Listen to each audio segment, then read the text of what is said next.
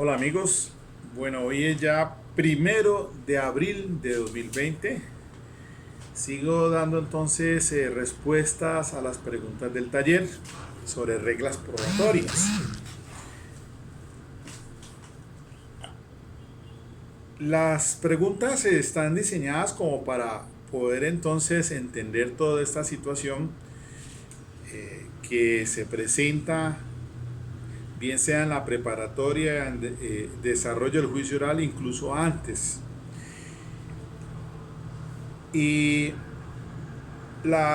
el cuestionario que sigue, guardando esa secuencia, pues, en ese orden, la tercera pregunta se dice que la acusación, entre paréntesis, hechos jurídicamente relevantes, cierro paréntesis, determinan el tema de prueba.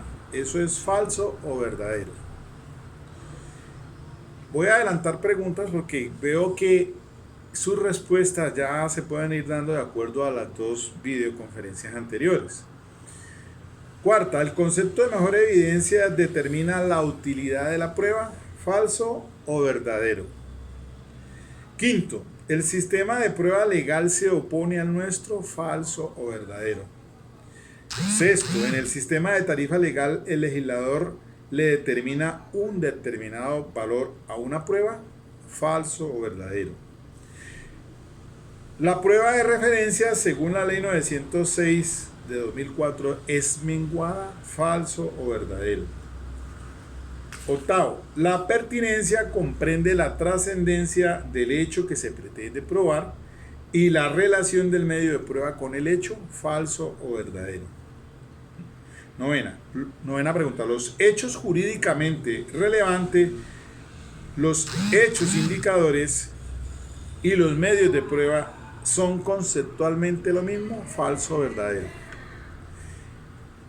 Hay otras allí que a continuación siguen y guarda mucha relación también con lo que hasta ahora pues se ha visto, pero pues ahí las vamos también formulando y las vamos respondiendo, pero hasta allí nomás dejemos como algo para despejar. Bueno, estábamos entonces vimos el tema del rechazo, la inadmisión y la exclusión, el tema de la pertinencia, conducencia y utilidad. Ahora vamos a mirar algunos aspectos aquí también interesantes, sobre todo con base en esa sentencia 51882 del 2018 de la doctora Patricia Salazar Cuellar. Quisiera de pronto retrotraerme un poquito porque hay algunos aspectos allí que los toqué tangencialmente, pero que es necesario pues que también pues los complemente, puede ser, ya una vez estudiando un poco más. Es el tema de la exclusión.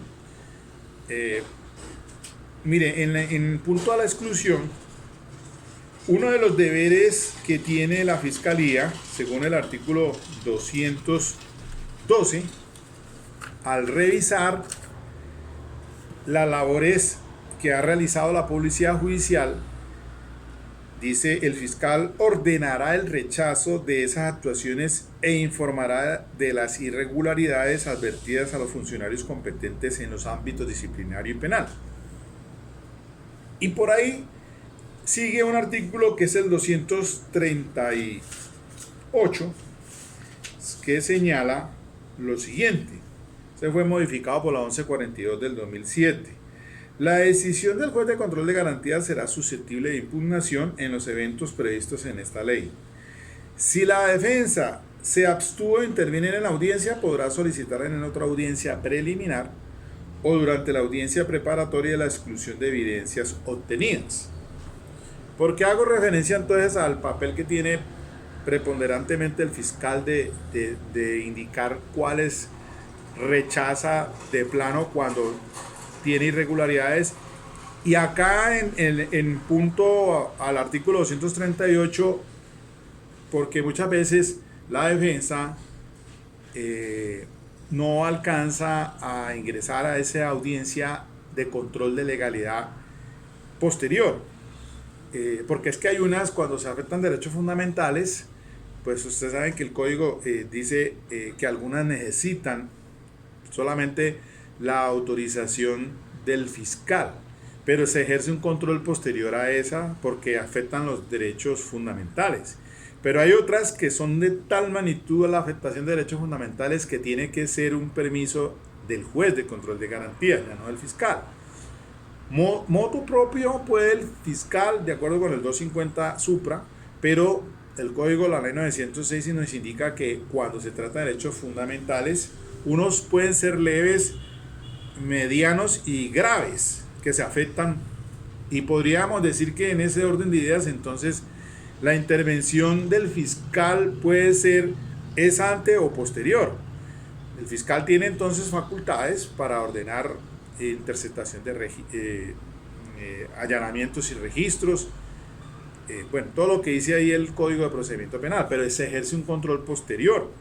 En algunas diligencias dentro de las 24 horas siguientes, mientras que hay otras intervenciones, afectación de derechos fundamentales que sí necesitan la intervención es ante del juez de control de garantías para que autorice y posteriormente.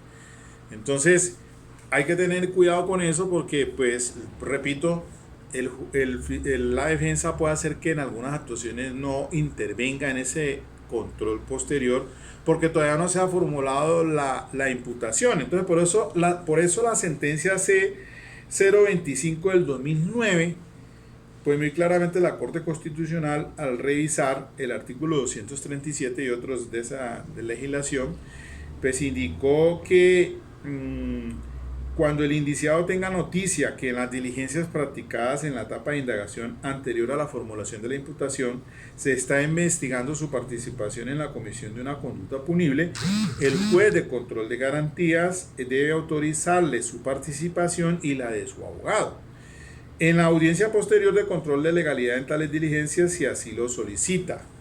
Esa es una.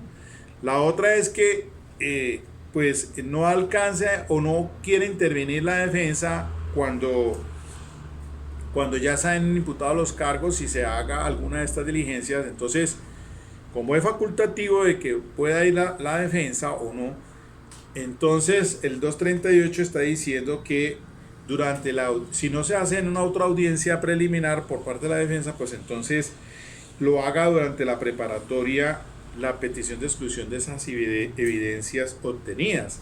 Por eso es que la pregunta estaba diseñada de tal manera que se indicó de que la exclusión normalmente, usualmente, o la audiencia donde se hace normalmente es en la preparatoria y en desarrollo del juicio oral, pero que antes puede hacerse en esas situaciones ya que les acabo de mencionar.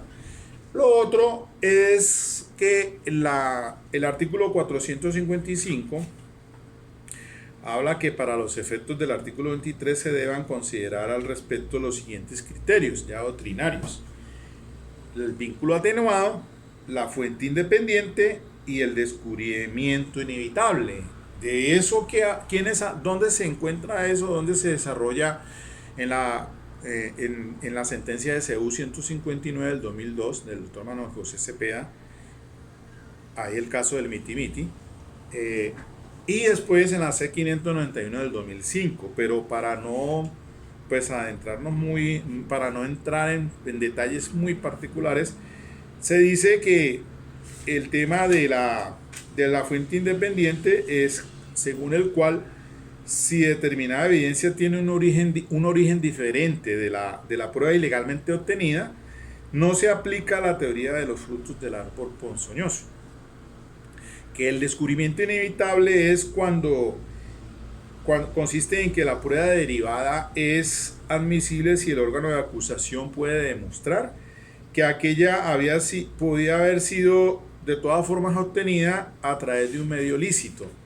Y el vínculo atenuado se hace referencia o se ha entendido que si el nexo existente entre la prueba ilícita y la derivada es tenue, entonces la segunda es admisible atendiendo el principio de buena fe, como quiera que el vínculo entre ambas pruebas resulta ser tan tenue que casi se diluye el nexo de causalidad. Entonces hay que tener precisos los conceptos allí en cuanto a que una cosa es, pues, para... No todo se va a excluir, sí puede hacer que se ubique doctrinariamente dentro de estos criterios que señala el 455. Eso hay que tenerlo en cuenta entonces al momento de solicitar la exclusión por prueba inconstitucional, ilícita o ilegal. Sin más, entonces sigamos ahora sí, entonces repasando el tema de los hechos jurídicamente relevantes, que sí son el tema de prueba. La acusación o hechos jurídicamente relevantes determinan el tema de prueba. Falso o verdadero. Eso es verdadero. Verdadero. He venido diciendo entonces que la Corte ha sido muy clara en el tema de la pertinencia, que conceptualmente diferente el tema de conducencia, que se ciñe a un tema de derecho, y el tema de la utilidad, que son los aportes a la investigación esencialmente, y que su desarrollo se ubica más en el artículo 376, en esas excepciones. Y que entonces, la pertinencia, miren el caso que les di allí, tomo otra vez el ejemplo para poder captar mejor la idea. Un ejemplo muy sencillo, pero vale la pena para entender que a esa respuesta por ahí de si los hechos jurídicamente relevantes son lo mismo que hechos indicadores y los medios de prueba. Y eso no es cierto, eso es falso. Cada una tiene un contexto diferente, y entonces para comprender mejor la cuestión voy a hacerme referencia otra vez al caso de Pedro que mata a Juan con las respectivas variantes. Entonces vamos a mirar esto. Aquí pues les expliqué el tema de la evidencia física, que también hablamos el tema de la mejor evidencia, criterio de la mejor evidencia como que tiene incidencia para el análisis de la utilidad. Me refería a la sentencia 51.410 del 2017. Y entonces ahora vamos a comprender un poco mejor la cuestión de pertinencia respecto de los hechos jurídicamente relevantes. Entonces partamos de la base de que hechos jurídicamente relevantes son los supuestos fácticos, porque esto debe estar delimitado no solamente en la imputación, sino en la misma acusación. Son del mismo, debe ser del mismo resorte. Cuando hablamos de pertinencia nos ubicamos en el artículo 375. Y resulta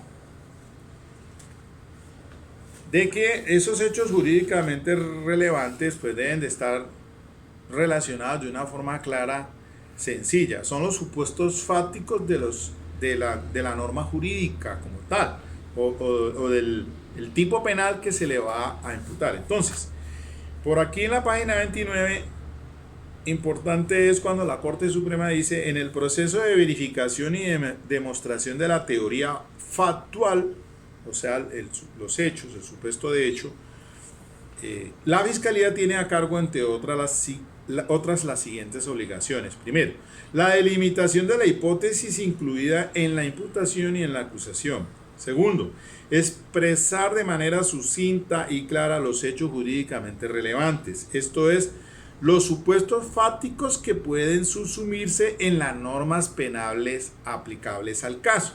Pedro mata a Juan. ¿Eso qué es? Homicidio. Según la circunstancia podrá ser homicidio simple o podrá ser homicidio agravado. Tercero, constatar que la hipótesis tiene un respaldo suficiente en los términos establecidos en los artículos 286 y 336 de la 906, sin perder de vista su obligación de demostrarla más allá de duda razonable. Cuarto, verificar que cada uno de los elementos estructurales de la hipótesis fáctica tiene un respaldo suficiente en las evidencias y la información legalmente obtenida. Quinto, para tales efectos debe establecer si las evidencias físicas o personales tiene una relación directa o indirecta con los hechos jurídicamente relevantes. Eso está al 375. Sexto, verificar si las evidencias que sirven de soporte a su teoría fueron obtenidas con apego al ordenamiento jurídico. Allí entonces repito lo del artículo 212, por eso es que lo leí al principio, porque él mismo debe saber si están o no cumpliendo frente a su legitimidad al debido proceso, teniendo en cuenta el artículo 29 de la Constitución Política, que dice pues que es nula de pleno derecho toda prueba obtenida con violación al debido proceso, y las del principio rector del 23 y las del Código de Procedimiento Penal. Cumplir todos los requisitos de admisibilidad de las pruebas. Ese es el séptimo punto. Todos los requisitos de admisibilidad de la prueba. Recordemos, toda prueba pertinente es admisible, salvo que, dice el 376. Octavo, durante el juicio oral debe asegurarse de que cada elemento estructural de su teoría fáctica encuentra respaldo suficiente en las pruebas practicadas. Noveno, lo que implica constatar que las evidencias físicas y documentos fueron debidamente autenticados e incorporados, que con cada testigo se abordaron todos los temas pertinentes. Entonces, un asunto que hay que tener en cuenta es el de la regla de mejor evidencia. El tema de la autenticación de las evidencias, porque aquí también vamos a dar respuesta a unas preguntas ahí que surgen. El tema de para entonces comprender que hechos jurídicamente relevantes, hechos, indicadores y medios son diferentes, volviendo al caso, entonces ya para caer en la nota con el tema del caso de Pedro mata a Juan en un establecimiento. Vamos a ponerlo así. Entonces, Antonio, la primera variante es que Antonio está al interior del establecimiento y él es testigo presencial de los hechos. Un testigo directo, ¿no? Artículo 402. Frente a esa pertinencia no hay ninguna duda ni complicación alguna para sustentarla y solicitarla. Antonio es testigo presencial de los hechos, él estaba al interior del lugar y pudo observar en detalle las circunstancias de tiempo, modo y lugar. Punto. Testigo directo. Si Antonio no está al interior, sino que está afuera del establecimiento, por ahí en una esquina o lo que sea, y él observa a Pedro saliendo del lugar, huyendo con arma de fuego, raudamente y con voces de auxilio, sale en persecución o solicita y más adelante lo coge un policía. Punto. Ese Antonio, en esas circunstancias, si es testigo directo, en el primer caso, pues no es tanta la carga de pertinencia, pero si en el segundo evento, que ya no es presencial, sino indirecta, es un testigo, póngale cuidado a esto, no indirectamente, sino testigo directo de un hecho indicador, porque esa es la aclaración que hay que hacer también. Él no presenció lo que sucede al interior, pero sí es testigo de un indicio, de un hecho indicador. ¿Cuál? Pues que lo ve saliendo corriendo del lugar llevando un arma consigo. Y entonces por aquí ya puedo ir adelantándome a una preguntita allí, que se hace más adelante, que en la que se interrogo si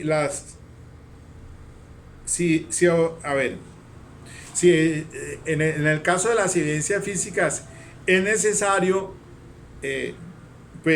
o es necesario que se demuestre con ella físicamente, con el elemento físico, o puede ser también a través de otro medio de prueba, claro, con un testimonio. Entonces, porque en este caso, Antonio, volviendo al punto, él observa que sale huyendo y va con el arma de fuego. Eso es un hecho, un indicio, un hecho indicador. Pero él es testigo directo ¿de qué? De que sale huyendo y que lleva un arma consigo. Entonces, supongamos de que en ese evento la persona, Pedro, bota el arma y no se recupera, pero más adelante se le captura por la policía. Vamos a mirar otros temas allí de hechos indicadores que son en contexto, y aquí lo dice la Corte Suprema, que son importantes que quien lo solicite pruebe en contexto esos factores a través de testigos que hayan tenido conocimiento directo, personal, 402. Y entonces la Corte allí da unos ejemplos que ahora lo miramos para que ustedes comprendan mejor. Entonces, ¿qué pasa? No hay un arma o no se tiene consigo el arma, pero eso no necesariamente, o eso mejor, se puede probar que llevaba un arma con el testimonio de Antonio, a pesar de que no se tenga el arma en físico. ¿Por qué? Porque hay otros factores aquí también importantes. Por ejemplo, en la escena del delito, al atentar Pedro contra Juan, quedaron en la escena del delito, supongamos que fue con un revólver, no, mejor, con una pistola, porque es que el revólver no va a dejar, no deja, pues las vainillas no las expulsa del arma. Usted sabe que si es una pistola, pues sí. Entonces quedaron, en este caso, unas vainillas se encuentran en la escena del delito. Esas vainillas son elemento material probatorio, evidencia física. Lo que queda al interior del cuerpo de los hizo, al llevarse a medicina legal, entonces se obtiene el proyectil que se recuperó en el cuerpo, porque a veces no se recupera, pero en este caso pues, supongamos que se recupera el proyectil. Entonces tenemos la vainilla, esa vainilla se manda al laboratorio y va a precisarse el balístico, qué clase de vainilla es, de qué arma se fue disparada, si la vainilla es apta, porque hay vestigios de que indican de que el martillo del arma pues presionó el fulminante y queda allí entonces un registro. Lo mismo con el proyectil recuperado. Entonces ya tenemos en ese escenario varios hechos indicadores, que no necesariamente porque a Pedro lo cogen con el arma llevándola consigo, pues no vamos a decir que por eso no va a ser responsable, porque tienen otros hechos indicadores. Entonces, volviendo al punto, para demostrar o hacer la pertinencia de solicitud, mejor, tiene que ser muy claro y específico quien lo solicite y de cómo guarda relación con los hechos o por qué es pertinente con los hechos. Por eso es que la Corte aquí da un ejemplo más claramente con el tema de las manchas de sangre que se encuentran. Y miremos aquí, en materia de evidencia física.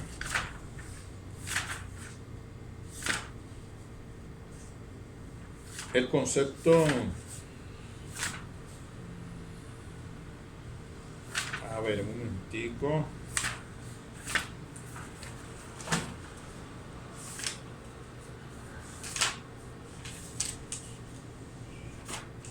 A ver, volvamos a esta en la página.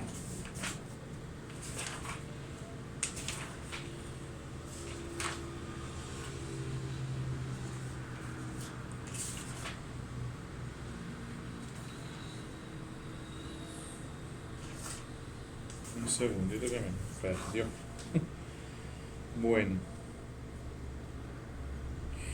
Bueno, para ir adelantando, porque entonces me va parando allí el tema. Bueno, las manchas de sangre halladas en la escena del delito. Una mancha de sangre. Una mancha de sangre que se obtiene por sí sola, per se, no guarda pertinencia con los hechos o el supuesto fáctico, sino que además de eso se encuentra una mancha de sangre. Hay que determinar que es sangre y que es sangre de la víctima.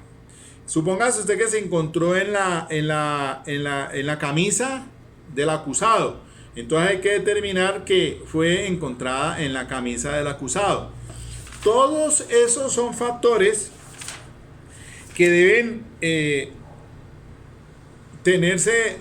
demostrarse y de manera directa y personal para cada uno con un testimonio. Entonces habrá que, en ese caso de las manchas de sangre, pues habrá que llevar el investigador de la policía judicial que encontró en la escena del delito una mancha de sangre, una mancha, y determinar por un experto que eso que se encuentra allí es sangre y que la sangre además pertenece a la víctima y que además de eso fue encontrada en la camisa que llevaba el acusado. Entonces, todos esos factores son los que permiten establecer las reglas de pertinencia frente al hecho o al supuesto fáctico. O sea, es más complejo el manejo de evidencias físicas que el tema de los testimonios, testimonios directos o testimonios indirectos. Entonces hay que tener mucho cuidado con eso. Además de que el tema de la evidencia física guarda una importancia enorme, porque hay evidencias físicas como rastros, cabellos, manchas de sangre, etcétera, etcétera, que requieren de una cadena de custodia. Así, por ejemplo, entonces hay que demostrar esa cadena de custodia. Eso no es tan sencillo. El 354 me dice lo siguiente. Dice así. El 3... a ver. 254 la cosa. El 254 establece que con el fin de demostrar la autenticidad de los elementos materiales probatorios y evidencia física, la cadena de custodia se aplicará teniendo en cuenta los siguientes factores. Entonces, en cuanto a la autenticidad o la mismidad, hay que tener en cuenta esto, porque ¿cómo se demuestra entonces la autenticidad de algo? Es a través de la cadena de custodia o por cualquier otro medio probatorio señalado en la norma.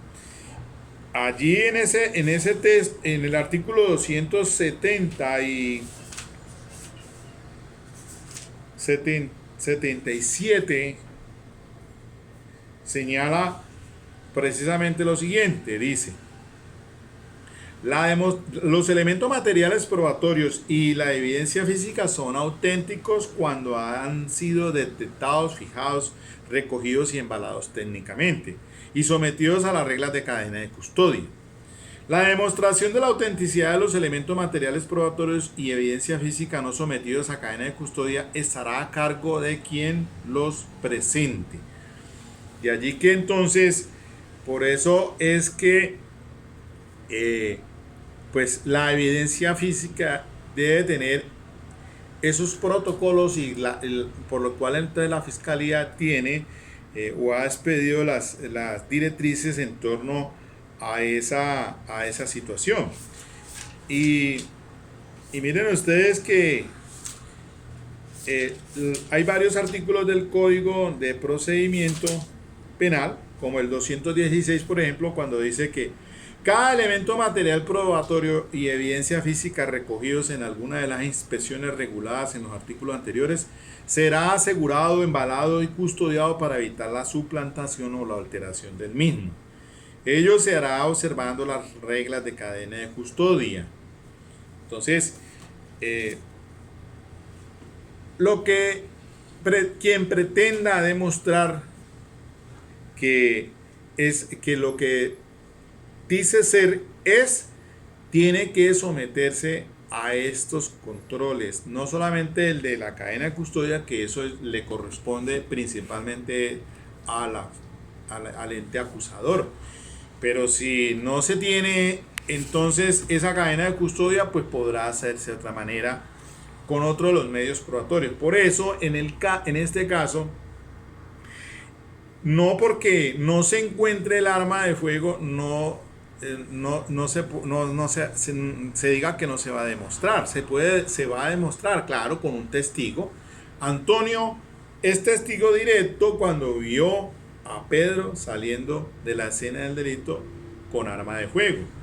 Y los otros factores o los otros hechos indicadores que se encuentran en la escena del delito también permiten entonces llevar a un convencimiento del juez más allá de toda duda. Ahora, supongamos que en este caso hay cámaras de vigilancia al interior del establecimiento y se pretenda llevar el CD, que es una situación de mejor evidencia. Por lo que les decía en la anterior exposición, cuando la norma señala en el artículo 433 lo siguiente: cuando se exhiba un documento con el propósito de ser valorado como prueba y resulte admisible, conforme con lo previsto en capítulo anterior, deberá presentarse el original del mismo como mejor evidencia de su contenido. Por eso la Corte entonces aquí en esta decisión, cuando ya aborda el tema de los documentos, hace unas precisiones que pues es necesario tenerlas en cuenta. Estoy hasta apenas en la página 35, por favor. Miren lo que dice aquí, por ejemplo, la Corte en la página 30 y 34. Lo anterior dice: en el mismo sentido puede demostrarse la existencia de un arma de fuego y su idoneidad para disparar, así no pueda incautar el artefacto, como cuando los testigos se refieren a su utilización para causarle lesiones a la víctima. Los proyectiles son recuperados y a través de dictámenes se establece su calibre, el daño que causaron en el cuerpo, etc. Todo eso hace parte entonces de los aspectos. Es posible demostrar esa fuerza inferencial del hecho indicador, pero si no lo hace, pues disminuye, entonces, dice la Corte, disminuye o hace que se desaparezca. Por eso es que para cada hecho indicador, pues tiene que demostrarse convincentemente con el medio adecuado. En efecto, es posible demostrar la existencia de un determinado elemento físico, así el mismo no sea presentado como evidencia en el juicio oral.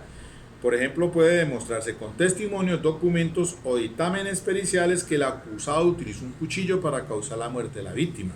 Así la fiscalía no haya podido encontrar ese elemento. Eso responde a las preguntas. Entonces no es necesario la evidencia física. O sea, se puede demostrar con otro medio. Que sí, pues obviamente hay que tener en cuenta, dice la Corte aquí muy preciso en el tema de algunos en la cuestión de la recaudación, sometiéndose a la cadena de custodia, porque puede esta sufrir una alteración o se puede cambiar, etcétera, etcétera, y más cuando no se tratan de evidencia física que se pueda perder de la vista. No es lo mismo un arma de fuego a una huella o a un registro o para un estudio de ADN, la sangre, fluidos corporales, etcétera. Eso sí tiene otro manejo muy con mucha cautela. El 254 dice eso y mire allí cómo se precisa entonces en cuanto a la forma de la recolección, preservación, embalaje y envío. La fiscalía por eso debe reglamentar todo lo relacionado en torno pues al control del sistema de cadena de custodia. Y por ahí hay un artículo más pues que sí vuelve al tema. Y el 277, como se insiste, los elementos materiales probatorios y la evidencia física son auténticos cuando han sido detectados, fijados, recogidos y embalados técnicamente y sometidos a la regla de cadena de custodia. Entonces allí hay un problema enorme, porque pues eso hay que llevar a juicio oral, o por lo menos el ente acusador, sobre todo en estos casos, ser muy preciso con ese tema de la cadena de custodia. Y todo eso son los factores que determinan entonces la pertinencia. Miren que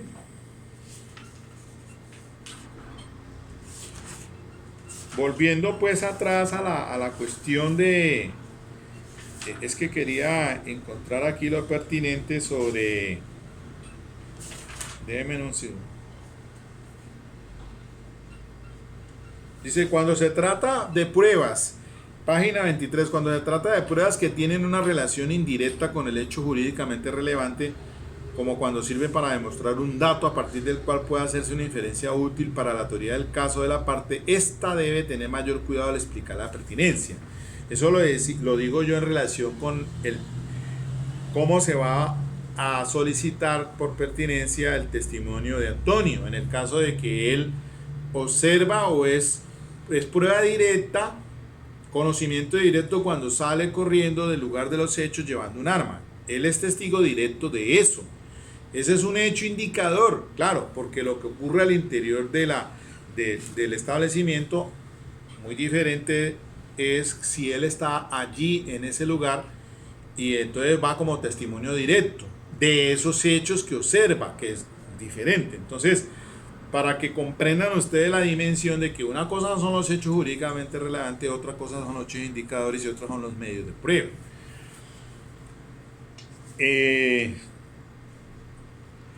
Va más adelante entonces que pues lo que he insistido, que recientemente la corporación desarrolló el concepto de mejor evidencia y su incidencia en el análisis de la utilidad de las pruebas. Dice la Corte que el concepto de mejor evidencia es trascendental para la racionalización del proceso penal, especialmente en el análisis de la utilidad de las pruebas en los términos del 376.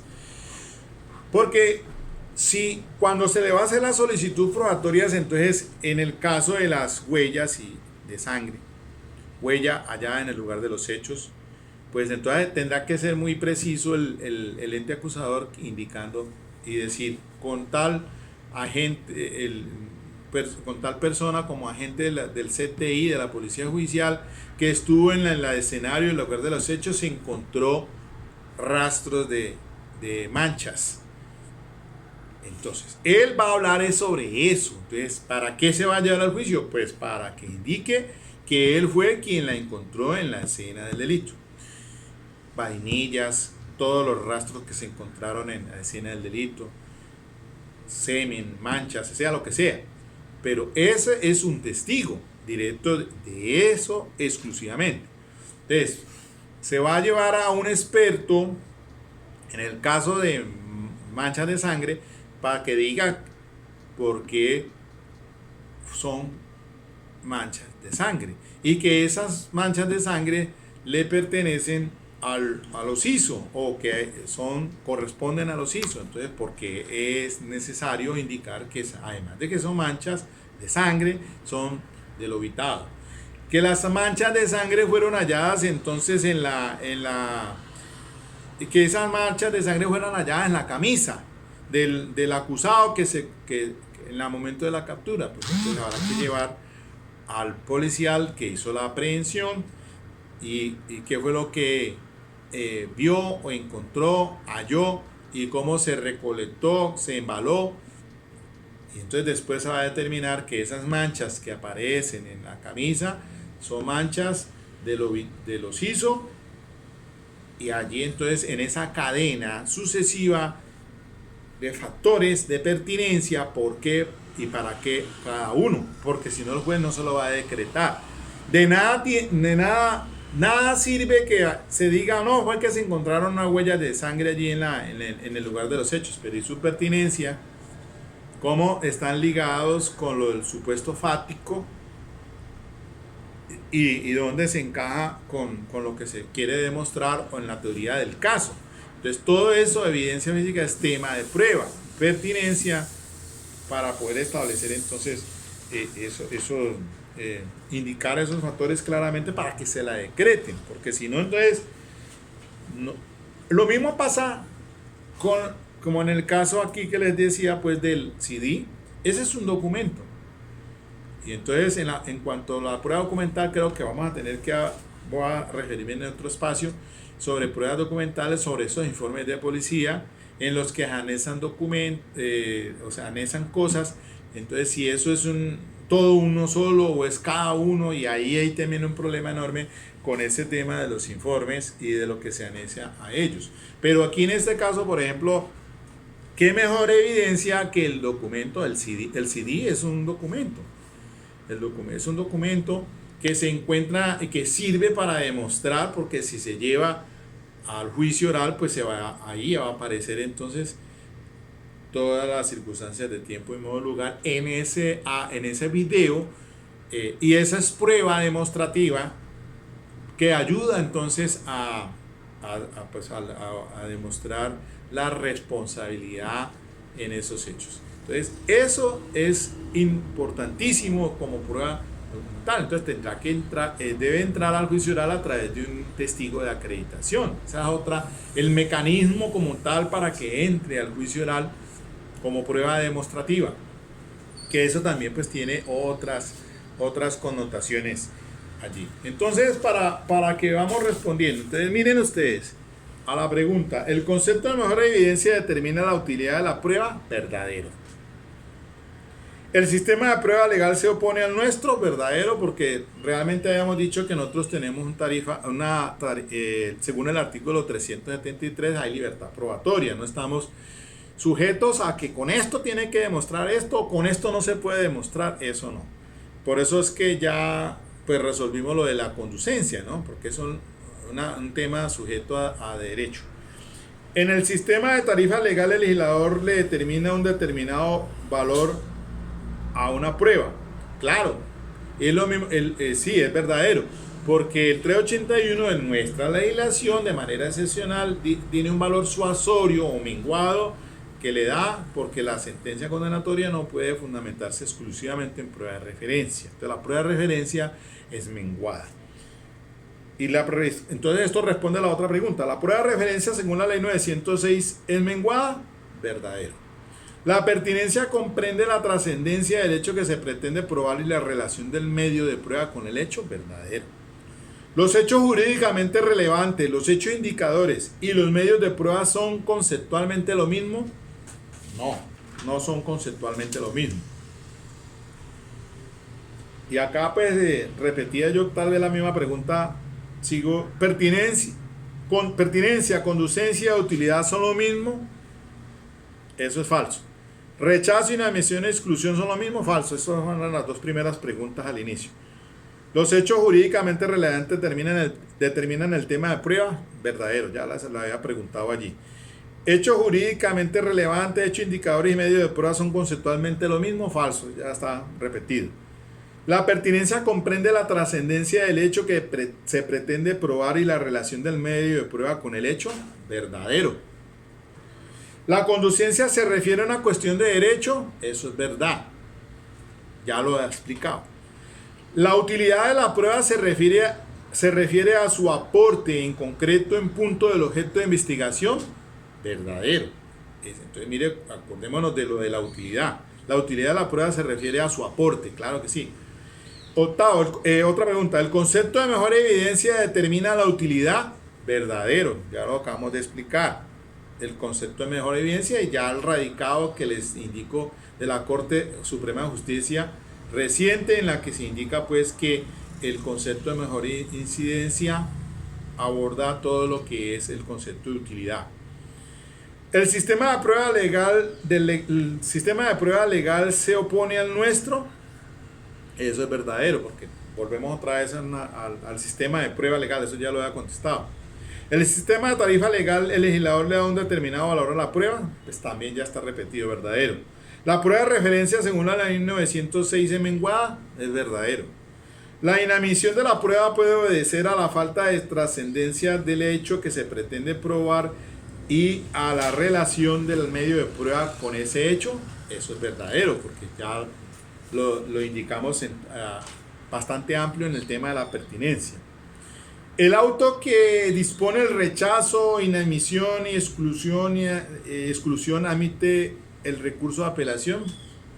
Sí, eso es cierto, ya lo sabemos muy bien que la Corte dijo una cosa al principio, después dijo otra, pero en este momento lo que se rechaza es sobre eso es que cabe la respectiva apelación. Mire, las autenticaciones de las evidencias físicas es un tema de prueba. Verdadero, ya los que acabamos de explicar. a quien pretenda demostrar que una cosa es lo que dice ser, tiene que el deber de demostrar su autenticidad en el juicio oral. Ya el 277 dice cadena de custodia o con cualquier otro medio de prueba. Autenticar una evidencia física no es otra cosa que demostrar los factores que le hacen pertinente. Acabo de explicarlo, eso es verdad. Autenticar una evidencia física. Entonces, su pertinencia, ¿no? La pertinencia de una evidencia física depende de lo que la misma es. Eso es verdadero. La cadena de custodia atañe a la valoración de la evidencia, más no a su legalidad. Eso es verdadero.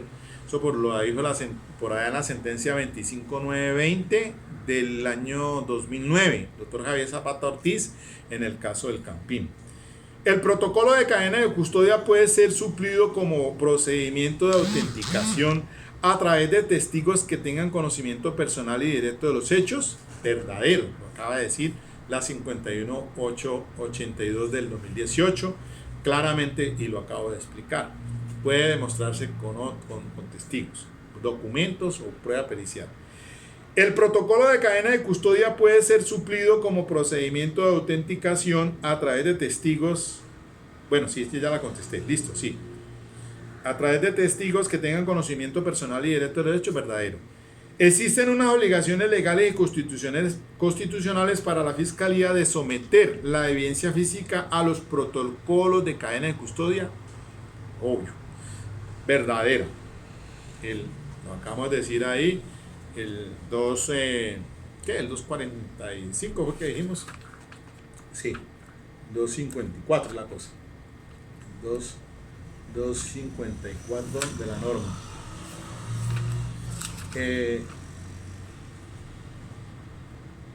La construcción de inferencias, hechos, indicadores tienen que ser demostrada por la conjugación de diversos factores. Verdadero, lo acabo de explicar. La construcción de inferencias, o sea, indicios, tiene que ser demostrada por la conjugación de varios factores. Váyanse al tema ya cuando decía las manchas de sangre. No solamente porque encontrar una mancha allí de sangre, ya eso tiene pertinencia con los hechos. No, tiene que haber una conjugación de diversos factores. Que esa fue encontrada allí, que eso es sangre, que es sangre de la víctima y que la llevaba o la encontraron al acusado. No es posible demostrar la existencia de un determinado elemento físico si éste no es presentado como evidencia física en juicio. Falso. Respondimos ya anteriormente que la existencia de un determinado elemento físico, si no se lleva la evidencia como tal allá al juicio oral, no, porque puede ser demostrado con otros medios. Las partes no pueden estipular uno o varios o todos los factores que hacen pertinente una evidencia. Eso es falso. Las partes sí pueden estipular.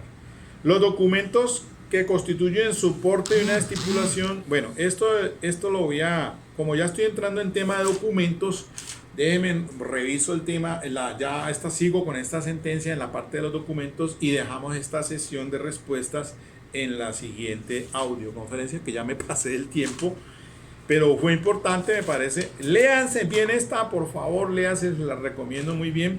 Dejemos hasta aquí esas respuestas de preguntas hasta allí.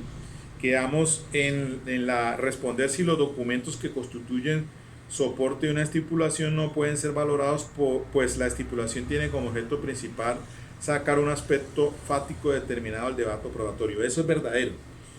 Sí, eso es verdadero. Pero en las preguntas que siguen acá más adelante,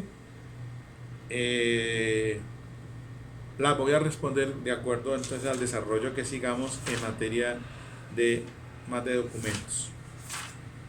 Ok, mis amigos, dejemos hasta aquí pues ya, y así vamos poco a poco revisando este tema tan importante sobre reglas probatorias. Ok.